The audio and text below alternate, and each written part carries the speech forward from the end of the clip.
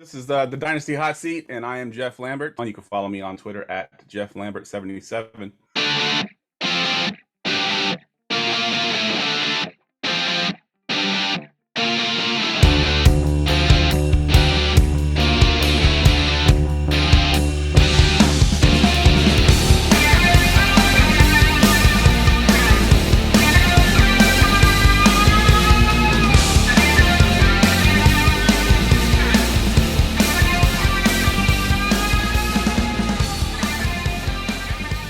Yes, hello everybody. Welcome back once again to another episode of the Dynasty Hot Seat. It's the only Dynasty show out there that is a certified inferno. And today we're super lucky here. We got next to me, we got Geoff Lambert, who does loads of amazing stuff over at the Going For Two podcast network. You can find them over at Going For _2. You can find them over at Going For Two Live. You can find them at goingfor2.com. He also does a bit of work for Fantasy Pros, does a bit of rankings for them, and he's just an all-around great guy. I've been listening to a couple of his podcasts for a while now, so I'm really, really pleased to have Geoff on the podcast. As he said at the top, you can find him personally at Geoff Lambert77 too. So Geoff, thank you so much for coming on, and how are you doing today? Yeah, thanks for having me. I always enjoy doing the other side of the mic. Really, not being the host and being the guest is kind of interesting, but it's pretty cool. Yeah, amazing. It's always good fun, and it's great to have so many cool guests on the show, including yourself. And we're just going to get straight into it, Geoff. We're going to get in segment number one, which is the art of war. It's just your hints and tips for Dynasty players who are listening in. So what do you got for us? So the first thing I have is really after the season is ended, after the NFL season is ended, and going through and assessing all your rosters, whether you play in one Dynasty league, whether you play in 50 Dynasty leagues. Go through team by team, take each league in its own sort of bubble, and label each of your players a buy, a sell, or a hold, just to kind of give you an idea of where you think this team is. You can figure out your strengths, your weaknesses, players you might want to buy that are, might be a little bit cheaper that you think can gain value in the offseason, guys you want to sell now before they lose their value, or guys you just want to hold on to because their value is going to remain the same and you think that you can use them for the following season. So sometimes it takes a while. I'm in 10 Dynasty leagues myself and a lot of deep rosters, so it does take a while to go through them, but it does help you in the long run that you know who you're trying to get rid of and who you're trying to buy, those kind of things. And then the other thing I have is it's a long off season, right? I mean, we just got through the rookie drafts, and we've got months now of we'll get a tidbit here and there, during the week. We get some kind of small news and everyone reacts to it. But my advice really is don't force any trades. I know sometimes we get bored. It's the middle of July.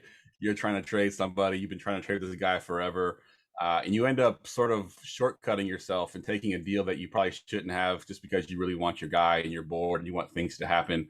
But really you want to try to get full value for your players. If you have to wait until just before the season starts, if there's a guy selling somebody and he's just bullish on selling him, I think as the season gets closer and closer, he's going to kind of come off that a little bit. You might get him for a little bit better value. So just remember, long off season. There's no reason to rush it. Take your time trading here. You're not trying to win this week. It's not time for the season quite yet. So take your time and just kind of go through it like that. And the other thing I have is kind of ironic because me and you are these guys. The talking heads, the podcast guys, content creators, we're creating content this time of year and we're digging into everything. We're digging into those deep guys. We're trying to find, different players that we can talk about on our podcast, in our articles. Sometimes, you're going to hear a guy that likes a certain guy, or you're going to hear a guy that doesn't like a certain guy. You're going to hear basically every angle you could possibly hear. We're going to talk about every single guy in the off season. But go with what you feel. If you like a player and you think he's going to be the next whatever, the next Jonathan Taylor, whatever it may be, go with your gut. If I say I'm down on Jonathan Taylor, it doesn't mean go out and sell him. Or if I say I'm high on a certain player, don't necessarily go out and try to buy him. Go with what you feel is right. We're here just to kind of give you all the information that we have, our stats and our information. But you take that and do it what you will with it.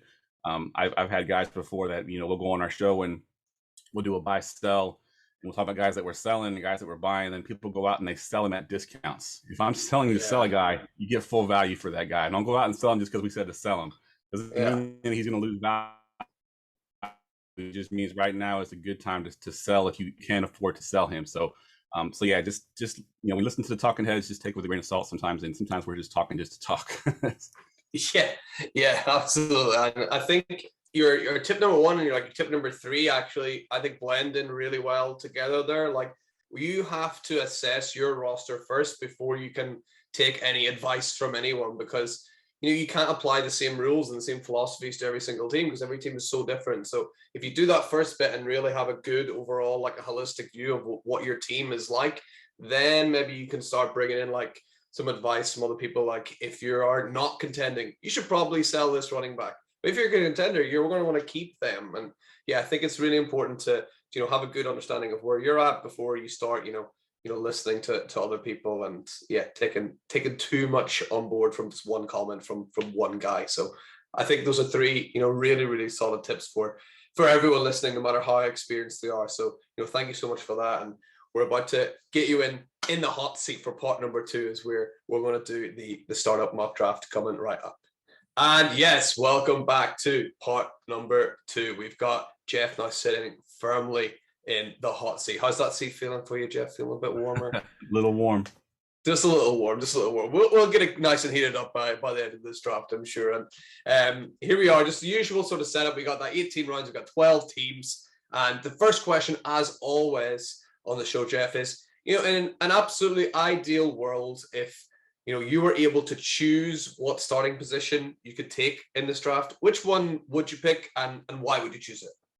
So I almost always, when given the opportunity, and like in the last, I think 3 Scott Fish Bowls, he's given us the opportunity to pick our spot. I always pick the last spot. I like the 112. I like having the back-to-back picks. I like having, I know it's, you can get the back-to-back picks with the number 1 pick as well, but I also hate being locked into a pick. I feel like the number 1 pick, more or less, is locked in. I like people to make a decision, so I take the 112, so that way I can get the 2 back-to-back picks and kind of pick the guys that I like. Nice. I love it. So let's get position 112 locked in, and we'll just get started on the draft and see who falls to us. Yes, here we go. Allen Mahomes and interesting, Joe Burrow went off there. They're not Justin Herbert. Joe Burrow is rising up people's ranks, but I think going at 3 is very spicy. Definitely very spicy for sure. Yeah. So let's see who's left for us at 112, and of course we have that luxury of having 2 picks, which is great. Dak Prescott and Deshaun Watson, the quarterbacks there, and as you'd expect, some elite wide receivers and some elite running backs still there. So is anyone standing out for you, or do you always have a particular strategy you like to have at the start of a startup? I try to go in with almost no strategy. I like to just go with the board, because if you go into strategy, you kind of lock yourself into certain picks, and I like to just play the board as it comes to me. I've done enough of these mock drafts and real drafts that I feel like I can just jump into a draft and pick up right where I want to. Yeah. And really, the first pick that I want to take right here, I want to get my quarterback. Super flex league, you got to have a quarterback. If I wait till it comes back to me, there won't be much left. So give me the guy at the top right there, Mr. Dak Prescott. I think that offense is, even without Amari Cooper being there, I think it's still going to be very good. The run game will still support, with Ezekiel Elliott and Tony Pollard there. Of course, they got CeeDee Lamb, who I think is a step forward this year as well, and be in that wide receiver 1 range. So I think the Dallas Cowboys offense is good enough that I can put my quarterback, Dak Prescott, and be good for a while here with the Dynasty League. Yeah, very hard to argue with, Dak. Even like, he looked really good coming off that injury everyone was really worried about. I would actually expect Dak to take another step forward going forward next year. He looked a bit tentative sometime with rushing last year. I think hopefully that'll now be clear from his head, and he'll increase those rushing yards that took a bit of a dip last year. All right, so what I do next is I know in a redraft league, running backs are typically what everyone goes with. I prefer the longevity of the wide receivers. So if you don't mind, if you can sort by receiver, just so I can see who's left on the board here. Yeah, no problem at all. So we got Cooper Kupp and your guy CeeDee Lamb you talked about just there, along with AJ Brown of the Philadelphia Eagles sitting up the top. So I don't mind stacking Dak and Lamb together. I don't know if I want to do it with my first and second pick. Usually if I'm stacking, I'm getting a later receiver. So I'm not going to take Lamb here, even though I think he probably would be my pick if I didn't have Dak Prescott. I'm going to go with I'm going to go with Deebo Samuel. I know he's taken a lot of flack if he's going to be cutting back on the quote unquote carries that he got last year, and people are a little bit down on him. But Yeah, people forget he had 1,400 receiving yards last year. I mean, that's you take away his yeah, rushing, he's still a pretty damn good receiver. I know he had, I think, 8 rushing touchdowns, which kind of inflated his value a little bit. But my thought yeah, process is if he's not getting those goal line carries to get those touchdowns, they're probably passing the ball to him. He's probably still getting the touchdowns anyway. So yeah. give me Debo here at the back half of this second round here. First pick in the second round. Love it. Yeah, let's get Debo locked in. He was just, an absolute, dynamite weapon last year. And, the minds over there at the 49ers, they're going to think of more creative ways to use Debo as long as, now he has shown he can stay healthy. Like, let's see how much he can do. So I love Debo going into, this next year after that big season. So I think he'll do wonders for your team as we're sort of creeping towards our pick again at the back end of round number 3. So let's see who's available. I'll just show you all players available. So we're not just looking at the wide receivers. So you got one wide receiver, Metcalf, still there, along with, some tight ends starting to creep onto the board as well at the top of the third round. Are you a tight end early kind of guy, or you just kind of like see him like whatever happens, I'll just take him if he's there? Yeah, I don't really try to draft tight ends too early. I will take him like if I wanted to get Pitts, I could go Pitts here just because I think the longevity of his career. But a guy like Kelsey, who's sort of towards the back half of his career, Kittle's got a lot of injury concerns that it kind of makes me a little bit nervous. But I'm definitely not going to try to go out of my way to get my tight end early. All right, so looking at the board here again, like you mentioned, we got Metcalf at the top. If you could do me a favor and sort my receiver one more time, let me just see who else is on the board that I like here. Yeah, there's so much talent there at receiver, so deep a class. You can't really go too wrong with these guys. Yep, 100% agree. I think what I'm going to do here is I'm going to go with the guy that has been quote unquote quarterback proof for most of his career. It might be a little bit of a reach here, but Mr. DJ Moore with Carolina. I mean, the situation with quarterback can't get worse, right? I mean, it has to get better at some point. That's the worst quarterbacks that I've ever seen. So he's still putting up 1,000-yard, seasons every year. If he can just get a quarterback that can get him in the end zone a couple more times, he'd be one of the elite receivers in the NFL right now. So give me DJ Moore here. Yeah, DJ Moore. I think on one of the more recent episodes, we were talking about DJ Moore as well, and it was like, well, actually, Carl, they're so bad that he could end up playing with like a CJ Stroud or someone next year. Like he can get that elite quarterback next year, and that's what Dynasty is all about. Is like thinking that long term and just believing in the talent. And DJ Moore's got bags and bags and bags of talent. So you gotta love getting him into your team at the back end of the third round. That's really good for DJ Moore, I think. And we're right on the board again. And do you want me to keep wide receiver on? You want to see anybody else? Let's look at the quarterbacks here. I want to get my second quarterback before we go through the long route here into the next round. Yeah. So you got Lawrence go ahead, there. sorry. Yeah. Sorry, I was saying just for people listening, not watching, just saying that Trevor Lawrence and Justin Fields and Aaron Rodgers sitting up there as well, which is really good to have those three there still. At the top end of the fourth round, Trevor Lawrence really taking a ADP hit from last year even. Definitely. So when I'm picking my second quarterback, I usually try to go with a younger guy with a tremendous amount of upside. But I do want someone that's going to be able to, I have confidence in, which I don't have a ton of confidence in Justin Fields right now. So he's off my list. Zach Wilson's also on there, but he's off my list here. I want to say Trevor Lawrence, I do, but he makes me nervous as well. Yeah.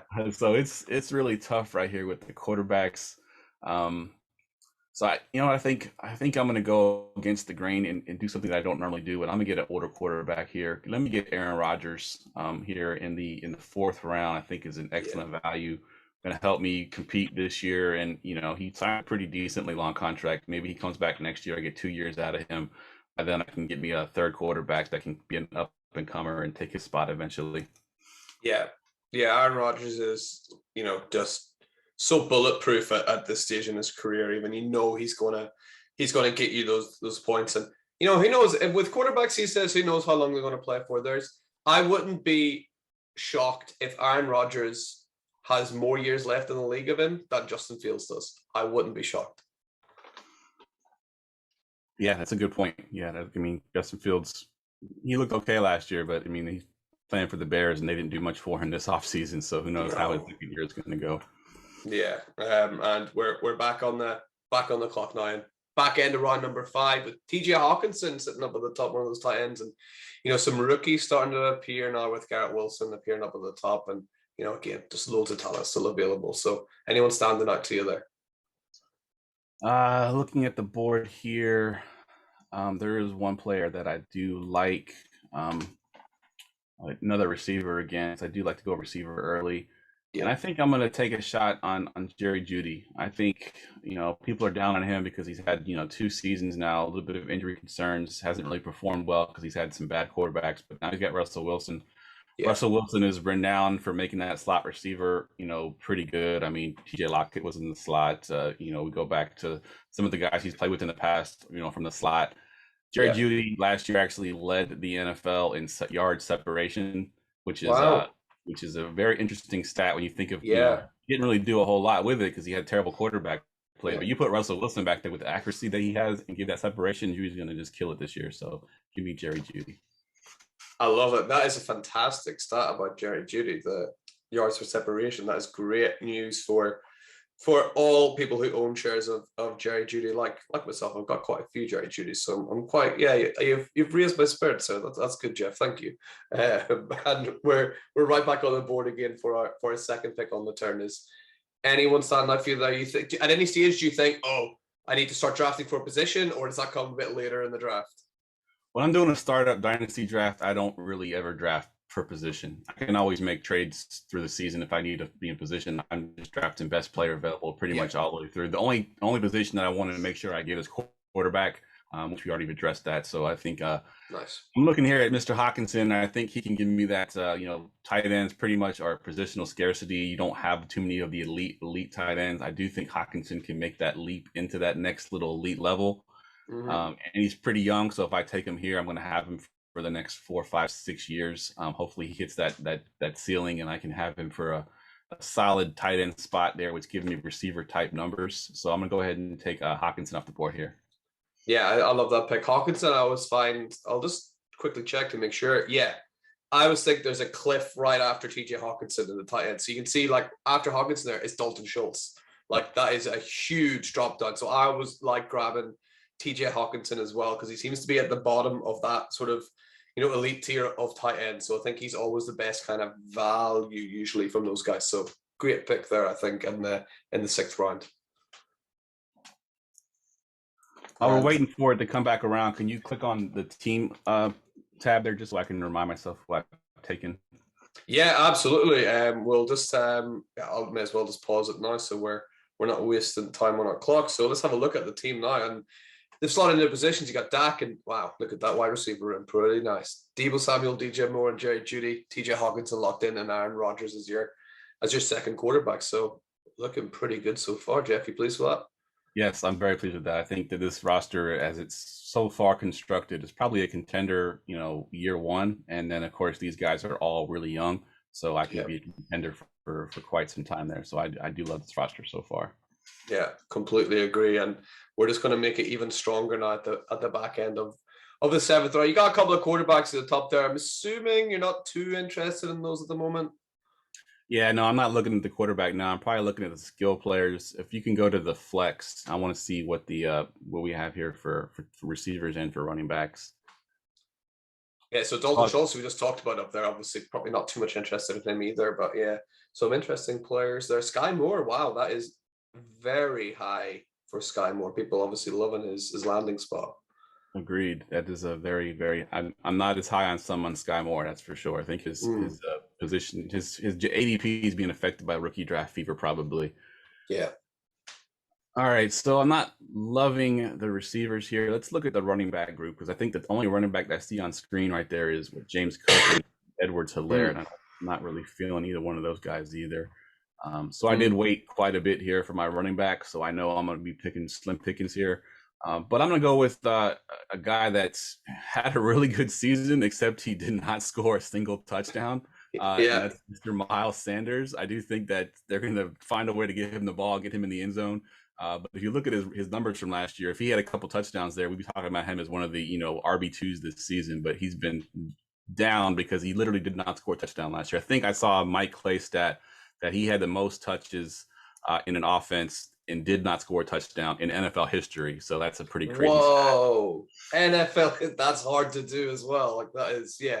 And that is going to be, almost impossible to repeat, like 0 touchdowns. So yeah, you're getting good production down of Miles Sanders next year as well, hopefully. So yeah, I think he'd be the guy I would have chose there as well.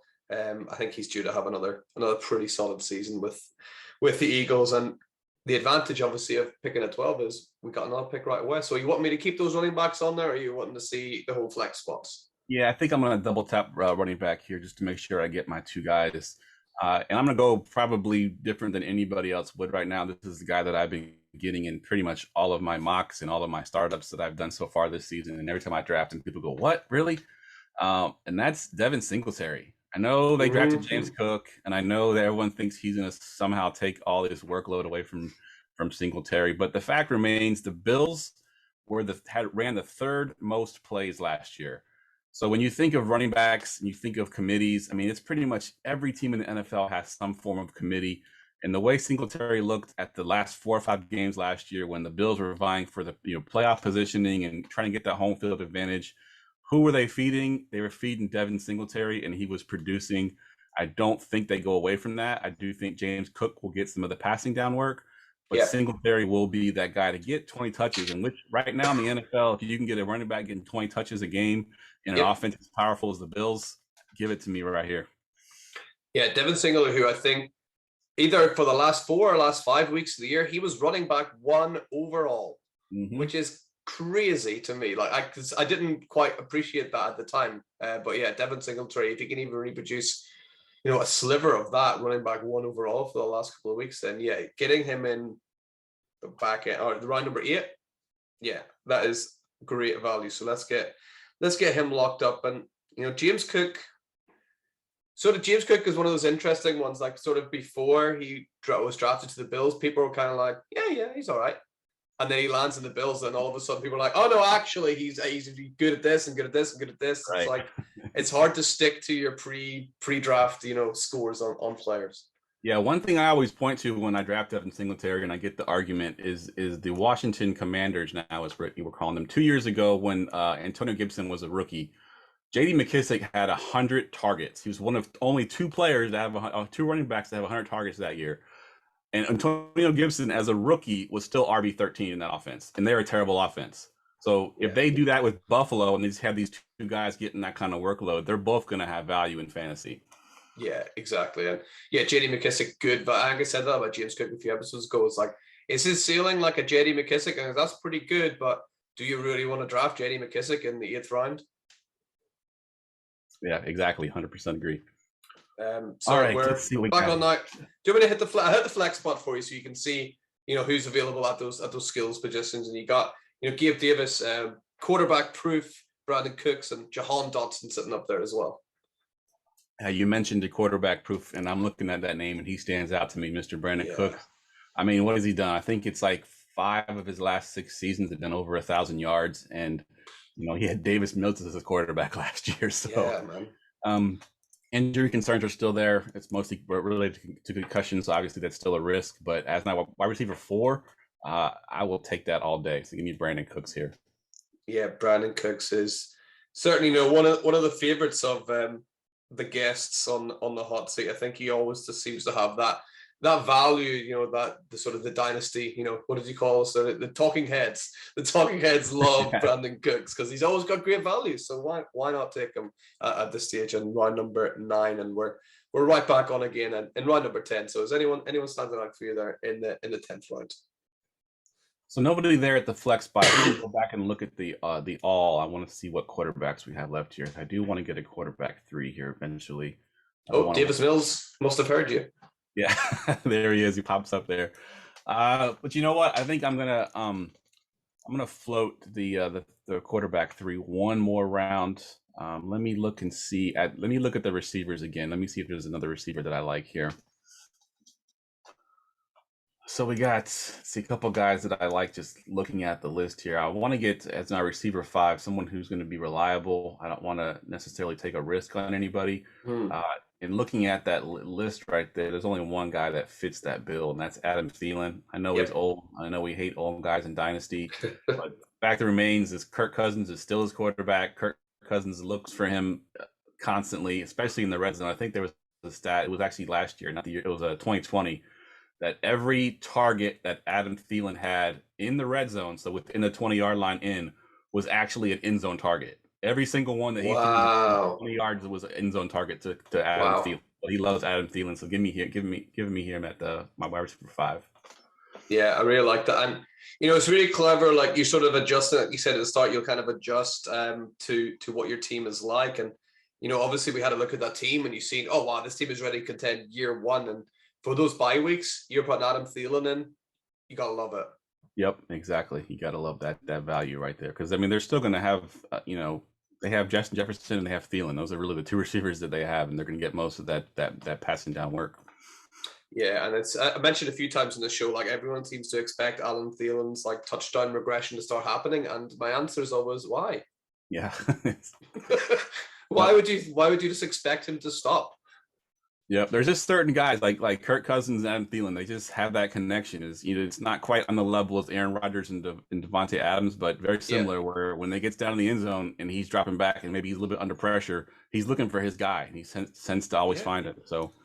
Yeah, absolutely. And what a great decision you made there, Geoff, to sort of wait on your next quarterback, because at the top of the list you've got a whole load of it. You got Tannehill, you got Winston, Malik Willis, Matt Ryan, Desmond Ridder, all sitting there along with Carson Wentz sneakily down there as well. So are you thinking quarterback here with one of your next 2 picks? Yeah, I think I'm definitely thinking quarterback here. I always want to make sure I get 3 quarterbacks in Superflex League, because you do got to cover those bye weeks and you don't want to cover them with a receiver or a tight end. Yeah. Or a running back. So I'm going to take the guy right there at the top, Tannehill. I know everybody's down on him. He had a bad season and he went and drafted a quarterback this year, but I still think he's going to be just fine for a quarterback 3. He'll be great for those bye weeks, and he can definitely put some numbers up. He has the rushing ability as well, so you have that little bit of a floor. So I'll take Tannehill here. Yeah, I like Tannehill as well, and I think a lot of times, even if Tannehill does end up losing the job at the Titans, he's good enough to play for other teams. So I wouldn't be too worried, even if he does lose that job, because there are 8, 9 good quarterbacks in the world, and Ryan Tannehill's one of them. So he'll be just fine finding a spot. Agreed. I mean, we look at Matt Ryan right there. He's a quarterback that's been around forever, and he's still getting good money there from the Colts. So yeah, I like Tannehill. All right, so now we're getting down to these guys that are a little bit riskier. Let's look at the running back position there, because I think I still only have 2. We need to start getting some guys here. Yeah, and risky is certainly the key word. Yeah. Oh, sorry, I lost you for a minute. So I'm looking at this list here. Oh, am I back? Yeah, I'm good. I'll edit this wee bit out. Don't worry. I'll go from wide receiver. Where do we go? Running back. I'll just edit from now. I'll just say who you've got, and then we can go from there. Right. So here you're running back. You got Rashad Penny, Alexander Madison, and Melvin Gordon sitting up there, and as you mentioned before, a lot of risk here at running back. Yeah, if you could do me a favor, click on the team tab one more time. I think I've filled all my starting positions, except I think I'm on my bench now, right? Yep. Yeah, onto your bench. Yeah. All right, so now that I filled my 2 flex spots, I could do some younger guys that maybe I can wait on. And there is one guy that stands out that I think is going to have some value this year, but more value next year, and that's Zamir White for the Vegas Raiders. I think Jacobs didn't get the 5th-year option. I highly doubt that they're going to go and give him a contract next year. He will walk. He'll find someplace else to go. Zamir White steps into that role, gets all the volume next year. So on my bench, he might be flex worthy some weeks this season, but for next season is what I'm really drafting him for here. Yep, I've been trying to snap up Zamir White in as many different places as I can, and I've noticed he's sort of creeping up boards now as well. So I'm happy I get in there early with some of my early rookie drafts to see, because you could get him in like the 3rd round sometimes, and that's just great. I think that's coming to an end. He seems to be going back end of the 2nd more so now, but yeah, I'm really pleased to get as many Zamir White shares as I could there in my first few rookie startups.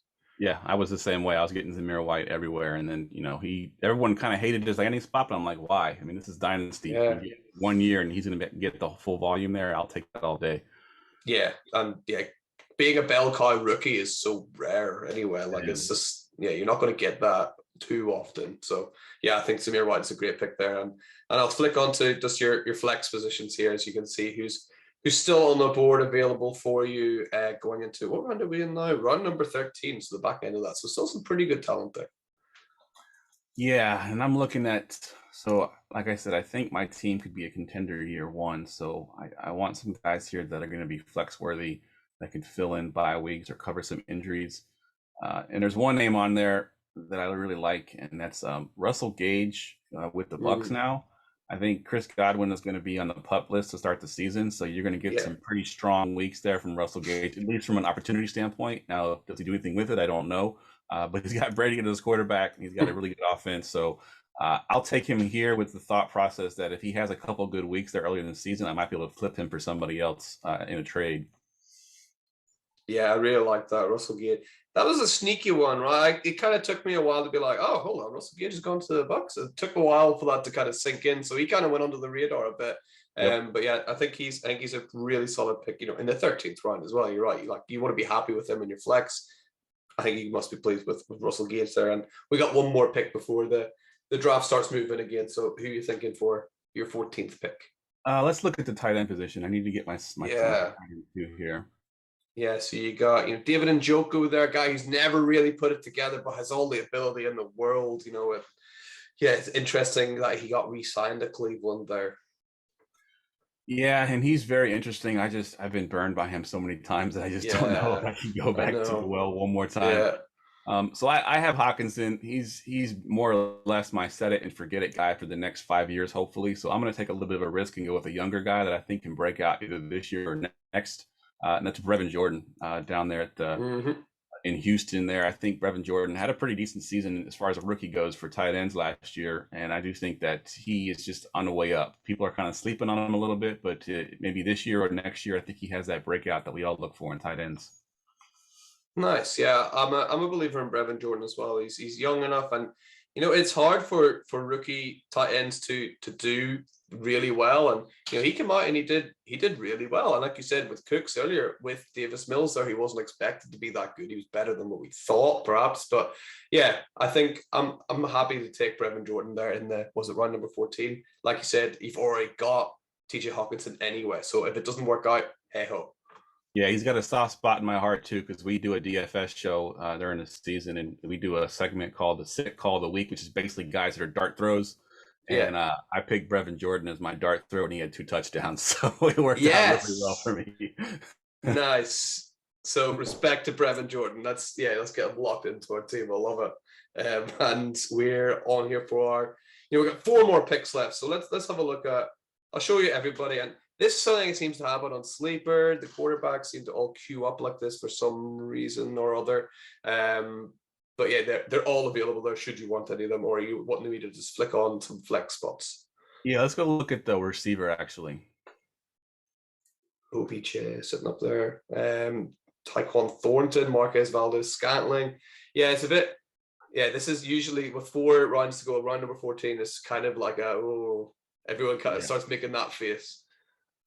Yeah, and I think what I'm going to do here, I think there's a guy that ADP hasn't quite caught up to him yet. I don't think Sleeper quite adjusted him, Mr. Jarvis Landry. Yeah. I think his ADP still based on the fact that he didn't have a team, and now he's with the Saints. And I do think that he can step right in there into a pretty big role. He's been super consistent his entire career. So at this point in the draft, I'll take Landry all day.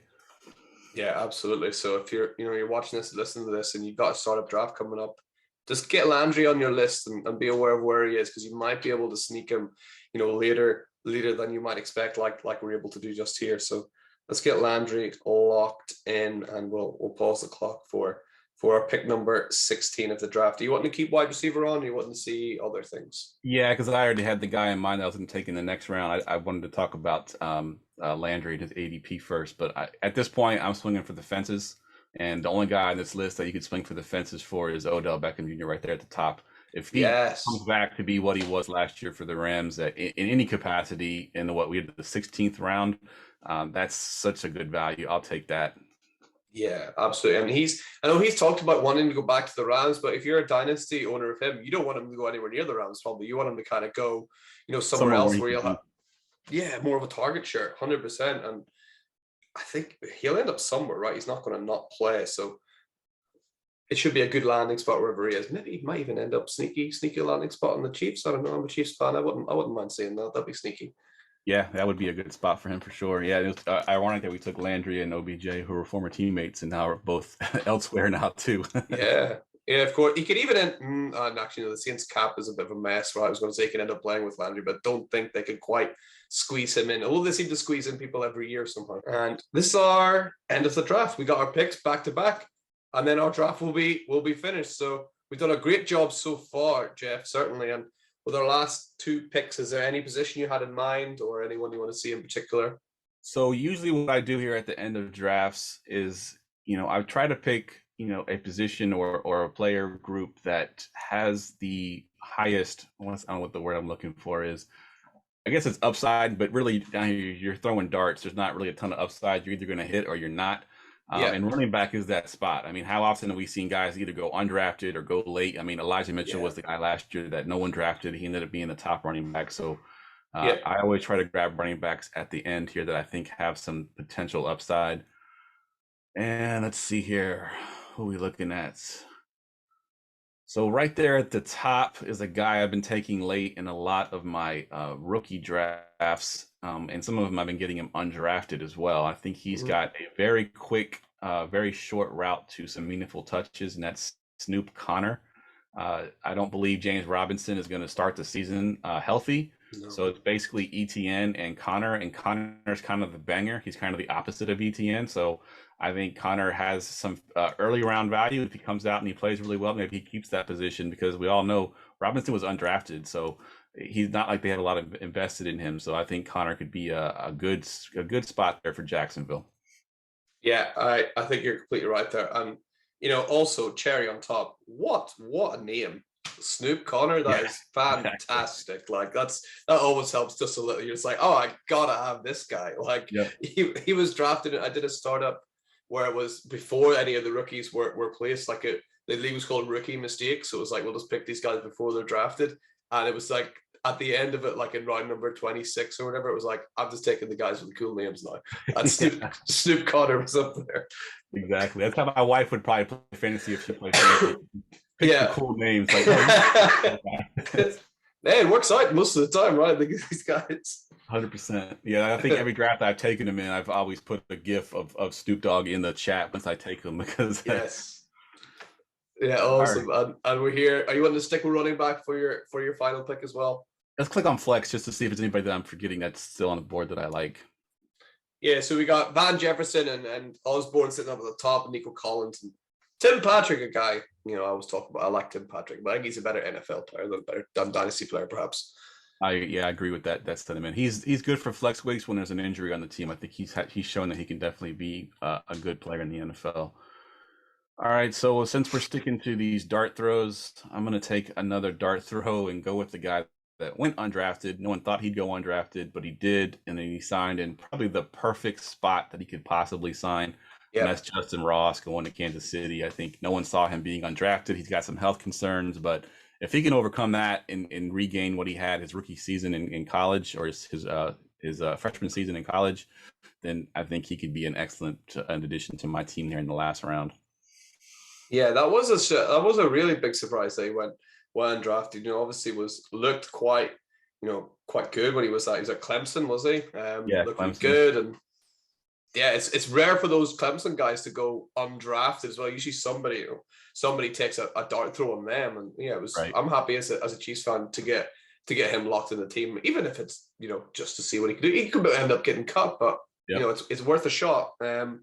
So that's us done. Yeah, we're finished with our draft. So let's have a little look at our team, and I'm pretty sure you're going to like it. So let's have a little run through. We've got Dak Prescott sitting as our quarterback at the top, with Miles Sanders and Devin Singletary at running back. You've got Deebo Samuel, DJ Moore, and Jerry Jeudy as your locked-in receivers. TJ Hawkinson as the main tight end, and then you got In the flex, you got Brandon Cooks and Adam Thielen, and then the great Aaron Rodgers in your super flex position. And then backing them up on the bench, you got Ryan Tannehill, Zamir White, Russell Gage, Brevin Jordan, Jarvis Landry, Odell Beckham Jr., Snoop Connor, Justin Ross. What a great blend of, those dart throws and those proven players. So you must be pretty pleased with that. Yeah, I'm definitely pleased. And looking at my receivers again, it's what I like to do in my startups is I get the receivers that hopefully I can just plug and play, those three: Debo, DJ Moore, Jerry Jeudy. And then in my next, rookie draft or my next two rookie drafts, I'm just getting running backs.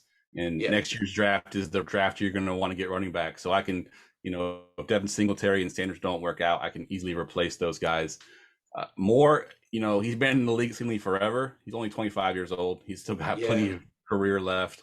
Debo's young, Jerry Jeudy's young. If those guys end up being, 10-year starters in the NFL, I'm good for a long time. I can just get running back for the next couple of years.